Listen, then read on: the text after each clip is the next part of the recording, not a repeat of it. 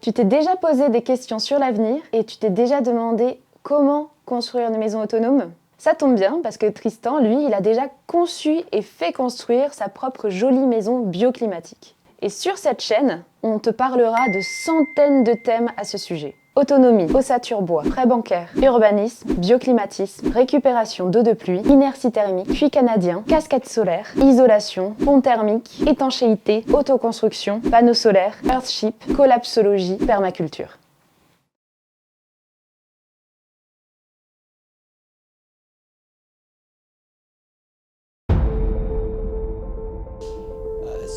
Alors, moi, j'étais pas du tout. J'ai jamais travaillé dans le bâtiment. Moi, j'ai fait des études de droit et j'avais jamais eu envie de construire une maison. Et de toute façon, j'aurais pas eu envie d'en construire un en parpaing.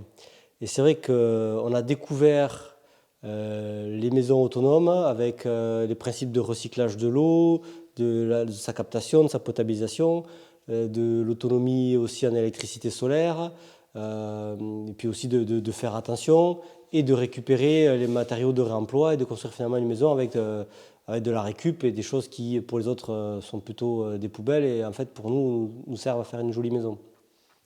Et du coup ça correspondait exactement à nos valeurs.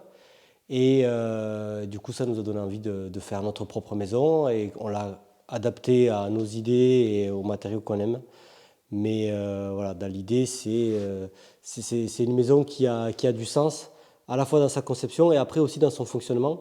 Et dans le fonctionnement de la famille, c'est un peu un cinquième élément de la famille, quoi. Alors, moi j'avais lu aussi que beaucoup de couples avaient du mal à surmonter une phase d'autoconstruction. Je le comprends parce que c'est vrai que c'est beaucoup de stress. Puis bon, se mettre d'accord, on n'a pas toujours la même façon de voir les choses, etc. Il y a la fatigue et tout ça. Nous, par-dessus, on a rajouté une difficulté en ayant un bébé en même temps qu'on construisait la maison. Donc effectivement, c'est pas facile et je peux comprendre que ça soit problématique. Ça, c'est un des aspects qui m'a, moi, motivé à arrêter mon travail pour construire la maison. Parce que je pense que ce qui peut être aussi usant, c'est d'étaler sur beaucoup d'années une construction. Et quand on a un boulot la semaine et que sur le samedi, dimanche, il faut construire toute la maison, alors que le dimanche, on ne peut pas acheter de matériaux qui nous manquent parce que c'est fermé, c'est forcément étalé sur des années. Et je pense qu'on doit se lasser et on ne se voit pas avancer. Tandis que moi, j'étais parti dans l'idée de poser une année sabbatique. Finalement, j'en suis plutôt à 18 mois, mais on arrive au bout et chaque jour, on se voit avancer, on voit la maison pousser et c'est vachement motivant quand même. Je pense qu'il y a beaucoup moins de chances de se démotiver quand on peut le faire comme ça à temps complet. Donc après, moi, j'ai eu la chance d'être à mon compte et de pouvoir vendre mon affaire pour me libérer du temps. Et en plus, j'avais un bien immobilier que j'ai pu vendre et qui m'a permis de financer, parce qu'on s'est autofinancé aussi, on n'a pas fait d'emprunt à la banque. Donc voilà, et qui m'a permis aussi de vivre un an et demi sans avoir de ressources, puisqu'on vit que sur le demi-salaire de Flory qui est à mi-temps. Donc voilà, quoi, c'est ce qui nous a permis de se lancer comme ça. Et moi, je ne regrette pas parce que je pense que c'est trop étaler ça sur des années, ça, c'est trop dur, je pense. Donc tu conseilles d'aller vite Ouais. si on peut Ouais, moi je pense. et de profiter de l'argent de la vente d'un ancien bien immobilier Ouais, pour se financer l'année sympathique. ouais, c'est ça. Dans l'idée, bon, il faut pouvoir bien sûr avoir déjà un apport. Si on a déjà un premier bien immobilier, c'est plus facile. Dans l'idée, on voudrait que cette maison nous permette ensuite d'avoir plus de factures d'eau, plus de factures d'électricité, de limiter presque à rien notre chauffage. Et du coup, en s'autofinançant, on s'enlève aussi euh, comment dire, la mensualité d'un emprunt. Et le fait de faire des matériaux écologiques et de faire par soi-même, on a le coût de la maison qui est vachement diminué. Sur cette maison qui fait 150 mètres carrés plus 36 mètres de garage, on est sur un budget maison, et encore, moi je compte tout, je compte l'autonomie en eau, en électricité, je compte même les taxes, on est sur 130 000 euros. Et en comptant le terrain en plus, on est sur 177 000 euros.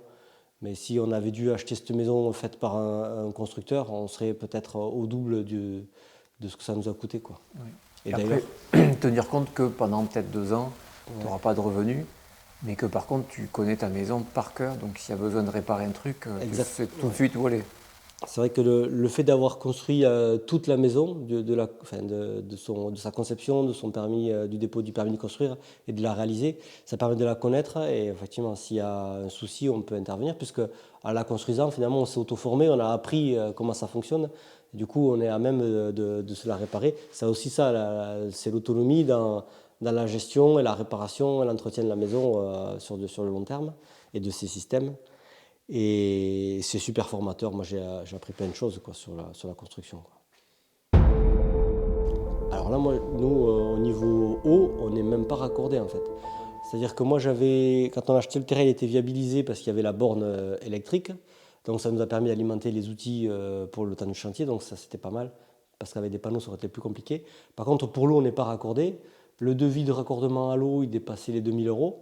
Et moi, c'est à peu près le budget que m'ont coûté les 2 cuves, le système de potabilisation et tout. Donc en fait, que je me raccorde ou que je sois autonome, c'était le même prix. Et aujourd'hui, je n'ai pas de facture d'eau. Donc si demain, il n'y a plus d'eau dans le réseau, enfin, moi, je ne suis pas concerné. Moi, ma plus grosse difficulté, c'est si je prends un coup de couteau dans mon réservoir souple de 25 000 litres. Quoi. Mais le réseau, ça ne m'impacte pas du tout. Quoi. Je vais être raccordé à l'électricité seulement en secours. C'est-à-dire que je vais me laisser une année pour voir fonctionner en été, à mi-saison et en hiver ma production solaire et ma batterie. Comme c'est en plus une batterie de récup et que ce n'est pas une batterie à la base qui est faite pour un système solaire, c'est une batterie de voiture électrique. Donc je vais voir si tout ça fonctionne bien.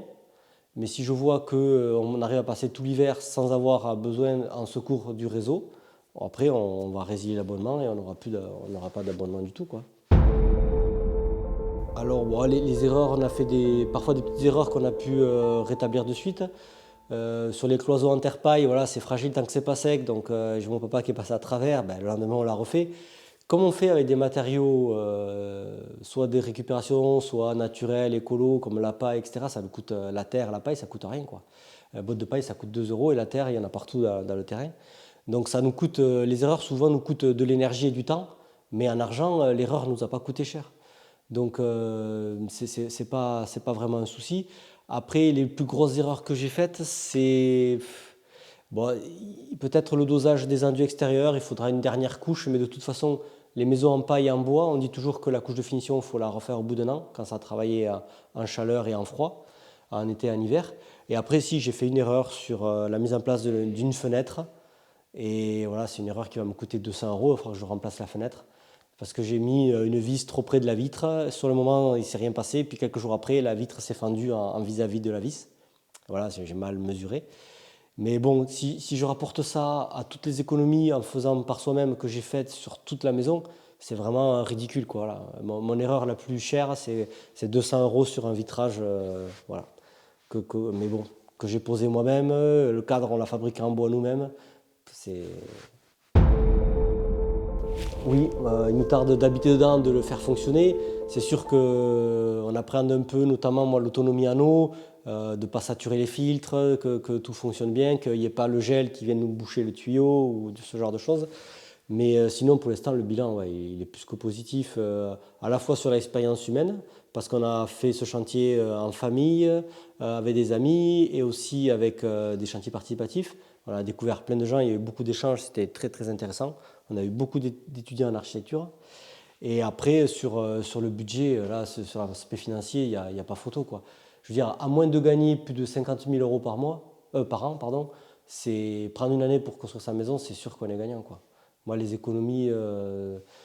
la maison de cette surface, sans autonomie ni en eau ni à l'électricité, à quelques centaines de mètres d'ici, elles se vendent le double de ce que celle-ci nous a coûté. Quoi. Moi, je leur dirais de foncer.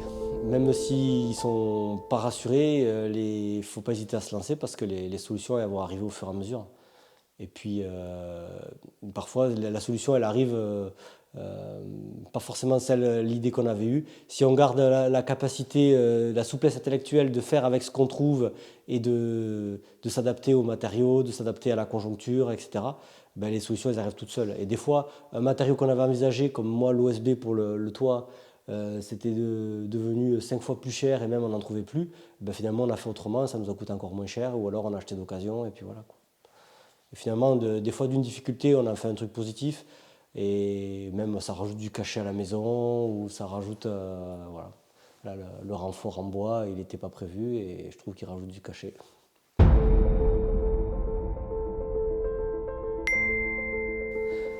Bon, ben, au nom de tous les internautes, un super grand merci pour cette visite très argumentée, technique, il y a tout. Ouais.